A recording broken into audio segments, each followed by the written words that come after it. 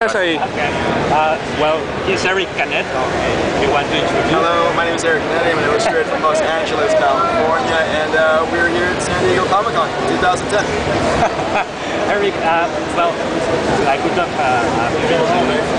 I just recently rediscovered your work. Sure.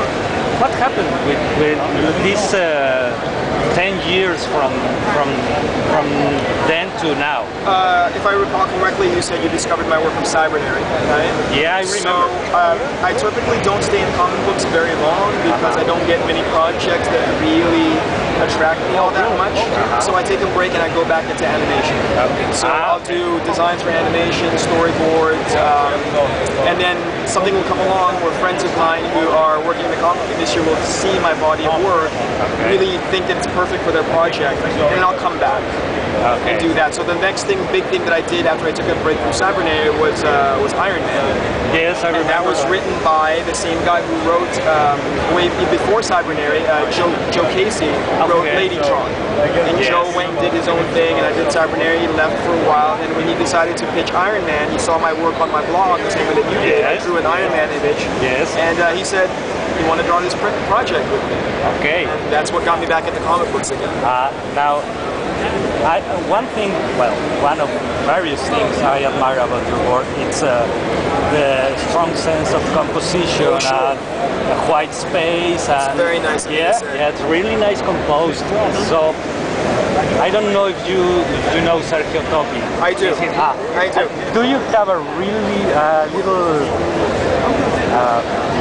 like an influence? Influence, yeah. In the beginning, when people were asking me whether or not he was an influence of mine, I would say no. I only knew his work peripherally. But I think because of the sophistication of his work, your brain has to be in the right frequency. So when you're younger, you don't see that at all. All you want to see is that's right. Right. Yeah. When you get older and you start paying attention as an illustrator, he starts to become right at the #1 level because he's done all of the work for me. So all I have to do is when I open his books, I take a snapshot in my head and then I close it and I try to do whatever it is that I need to do. Okay. So yeah, he's huge on me now. But the guy that I take from the most is an American painter named Robert McGinnis, and he painted all the James Bond posters. I remember the Breakfast at Tiffany's poster. That's him. Yes, I remember. So that's it. So between him and Sergio, I think I have the composition basis covered. The composition, yeah. So what do you do first? You resolve the composition, I think. Yes, of course. It's always the difficult thing about what I draw as opposed to what I see my contemporaries draw is that they just draw the figure standing there. Whenever I draw, I always try to come up with a narrative. So when you look at it, there's a little story, a small little story behind it. I think that's what Sergio has. A lot of people is that when you look at it, you just don't see the technique. Some people will. And again, depending on the sophistication of your mind, that's what you'll see as well.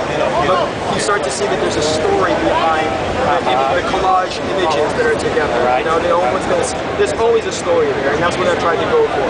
So first thing I always think of is what story do I want to see, and then the composition comes into play. Okay, well, that's it. Okay. Thank you very much. Sure, thanks for having me, you guys. Okay, thank you. Good luck to the whole thing. Okay.